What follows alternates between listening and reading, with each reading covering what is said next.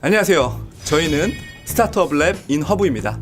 저희는 서울 창업 허브와 회계법인 창천이 만든 콜라보 프로젝트 그룹으로서 변호사, 변리사, 노무사, 회계사 등 청년 전문가 그룹이 모여서 다양한 경영관리 이슈를 해결하는 솔루션을 제공하는데 그 목적을 두고 있습니다.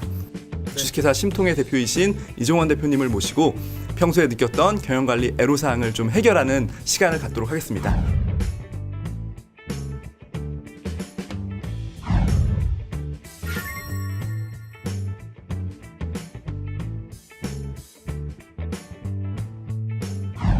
대표님, 질문해 주십시오. 실용신안이나 특허를 이제 제품에 대해서 안전에 대한 거 또는 그 외에 다른 법률적인 거에 대해서 제품 패키지에 이렇게 이제 부착을 하는 경우 또는 이제 인쇄를 해서 넣는 경우들이 있는데 조회를 해보다 보니까 예전에 그 초창기 때 개발을 할 때 시제품 당시 아니면 또는 초기 모델 이런 것들을 이제 할 때 그때 받아서 사용했던 실용신안 번호나 특허 번호를 그 다음 제품에 조금 유사하게 형태가 좀 바뀌고 또 신모델이 나왔지만 그 번호를 그대로 적용시켜서 그대로 사용하는 경우 합법인가요? 불법인가요?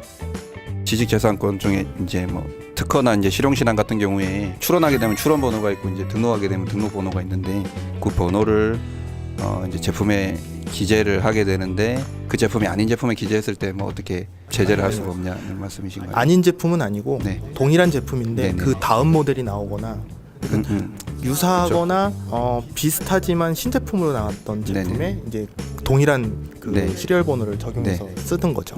이게 원래 우리 법에는 이제 허위 표시죄라는 게 있습니다. 그래서 자기 그 발명에 해당되는 특허 번호가 아닌데 그 번호를 이제 기재하는 경우에 3년 이하의 징역이나 뭐 3천만 원 이하 벌금 이제 이런 규정이 있거든요. 근데 이제 거기에 해당되는지를 이제 확인해야 되는데 그러려면 특허 공보를 확인해야 됩니다. 일단은 우리가 최초에 개발한 제품에 이제 특허 번호가 있었고요. 근데 차후에 이제 업그레이드한 제품에도 똑같은 번호를 부착했는데 그 특허 최초에 받은 특허 공보를 보게 되면 거기 안에 뒤에 업그레이드된 제품의 발명의 범위까지 같이 포섭이 될 수도 있습니다. 포섭이 되게 되면 제대로 부착한 게 맞게 되고요. 그 공보에 보면 이제 청구항이라 해서 클레임이라는 부분인데 거기에는 여러 가지 발명이 동시에 들어가게 기재가 될 수도 있고 첫 번째 발명은 청구항 1항에 있는 거고 두 번째 업그레이드된 제품은 뭐 청구항 2항에 있는 거다. 그러면은 제대로 맞게 표시한 게 될 수가 있거든요. 그런 경우에는 이제 허위 표시죄에 해당되지 않겠지만 공보의 해석 결과, 이제 클레임의 해석 결과 그게 아닌 경우에도 이제 뒤에 제품에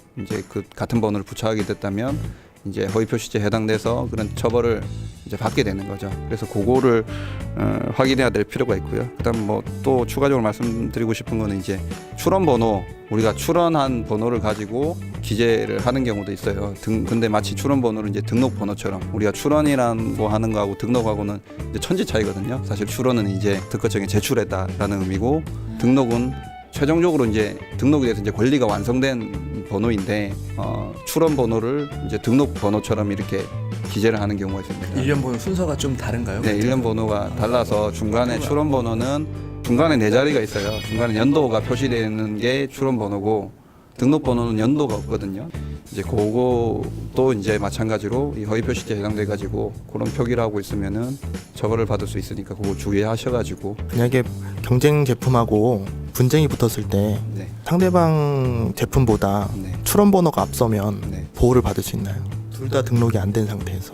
이제 그거는 최종 심사를 결과를 봐야 될 것 같아요. 예를 들면 동일 제품인데 동일 제품에 대해서 출원일이 하나는 앞서고 하나는 이제 뒤에 간다. 그러면 선출원 원칙에 의해 가지고 심사를 쭉 하다 보면 후출원된 거는 선출원 때문에 이제 거절이 되고 선출원이 최종 등록이 되겠죠. 그렇게 되면 뭐 선출한 사람만이 권리를 가지기 때문에 후출원한 사람은 이제 등록도 받을 수도 없고 이제 사용을 하려면은 이제 라이센스를 맺어서 이제 사용을 하거나 이제 무단으로 사용하면 이제 침해가 되게 됩니다. 그러면 등록이란 결과가 있기 전까지 선후 출원에 대한 그 상태만 가지고는 당장은 판단할 수 없다? 네네 맞습니다. 그거는 네 끝까지 등록까지 기다려봐야 하는 거죠. 그래서 출원 단계에서 상대방의 특허를 저지하기 위해서 뭐 정보 제공을 하고 뭐 이의 신청하고 이런 절차들도 있습니다. 이제 그런 부분이 있어가지고 최종적으로 등록받는 사람이 권리를 가지게 되는 거죠. 그 등록 번호 빨리 받는 돈을 더 주고 하는 것도 있지 않나요?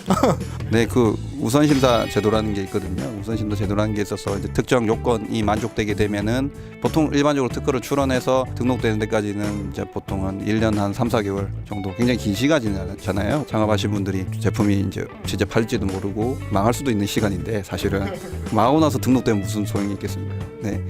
이제 그런 시간인데 우선 심사라는 제도를 이용을 하면 출원부터 등록까지 한 4개월에서 한 5개월 정도 절반 이상 단축시킬 수 있는 제도가 있습니다. 이제 물론 말씀하신 것처럼 이제 이게 좀 비용이 좀 들고요. 요게 좀 더 듭니까? 조금 듭니다. 조금 얼마나 더? 사실 이제 요건에 따라서 좀 다르거든요. 우리가 그 우선 심사 요건에 해당되려면 지금 이 제품을 내가 실시나 실시 중이거나 이제 실시를 하고 있다. 실제로 이제 시제품이 나와서 판매되고 있다. 이 요건에 해당되는 경우도 있고, 그 다음에 내가 벤처 기업을 인정받은 기업이다, 혹은 이노비즈를 인정받은 기업이다. 이제 여러 가지 조건이 있어요. 조건에 따라 좀 달라지는데 일반적으로는 이제 자기 실시, 그러니까 내가 지금 실시 준비 중이라서 지금 막 팔고 있으니까 빨리 이거 심사에 등록시켜 달라. 이제 이건데 요거 보면은 수입료랑 같이 껴 있는 부분이라서 일단 특허청에 납부하는 비용만으로는 한 20만 원 정도 되고요. 20만 원 정도. 하지만 변리사 비용은 변리사 비용은 이제 거기서 저희가 또 청구서를 작성하는 부분이 있으니까 뭐 따로 저 별도로 좀 문의. 따로 박기남 변리사님을 찾아가시면 좋을 것 같습니다, 대표님. 요거 이어서 잠깐 하나 더 궁금한 게 있는데, 네네. 보통 이제 해외 출원을 하게 되면 PCT라는 걸 받잖아요. 네네네. 그 제가 알고 있기로는 나라마다 다 받아야 된다고 네. 알고 있거든요. 네네네. 혹시 이거를 뭐 아시아는 얼마, 뭐 유럽은 얼마 이렇게 그룹별로 받을 수도 있나요? PCT라는 건 이제 국제 출원 제도인데요. 그게 이제 결국에 이렇게 조금 이론적인 것부터 말씀드리면 해외로 특허 받을 수 있는 방법이 이제 루트가 두 가지가 있습니다. 이제 그냥 내가 개별국에 받는 거예요. 내가 만약에 미국에 특허를 획득하고 싶다. 특허법은 이제 속지주의이기 때문에 각 국가마다 법이 상의해서 내가 미국에 특허를 받고 싶으면 미국에 내야 되고, 일본에 받고 싶으면 일본에 내야 되거든요. 각 국의 특허청에 직접 가서 내는 방법이 있고, 두 번째로는 아까 말씀하신 것처럼 PCT 루트를 통하는 방법이 있습니다. 근데 PCT 루트를 통한다고 해서 뭐 전 세계에 특허를 다 가질 수가 있는 게 아니고요.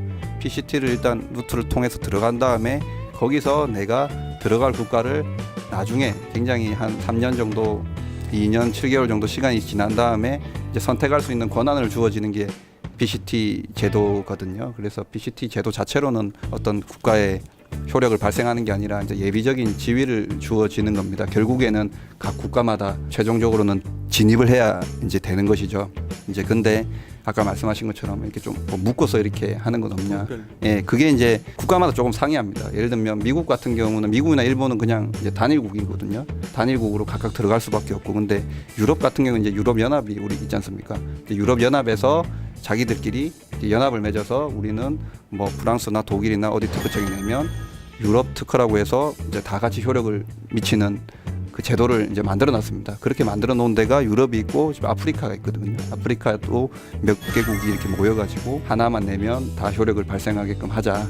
이제 그런 거를 제도를 운영하는 이제 대륙들이 있고요. 그 대륙이 대표적인 게 이제 유럽이나 아프리카가 있고, 그 외에는 이제 다 개별국으로 이제 들어가셔야 됩니다. 잘 생각하고 해야겠네요. 네네. 자, 이로써 저희 서울창업허브와 회계법인 창천이 만든 콜라보 프로젝트 스타트업 랩 인 허브를 마치도록 하겠습니다. 많은 스타트업 대표님들이 평소에 궁금해하셨던 4대 분야, 노무, 법무, 특허, 그다음에 회계 세무 분야에 대해서 필요한 또는 궁금하신 사항들이 있으면 아래 링크를 통해서 언제든지 편하게 신청해 주시면 저희가 다음 컨텐츠 시작 때 꼭 반영해서 여러분들의 궁금증을 해결해 드리겠습니다. 시청해 주셔서 감사합니다. 고맙습니다. 감사합니다. 감사합니다.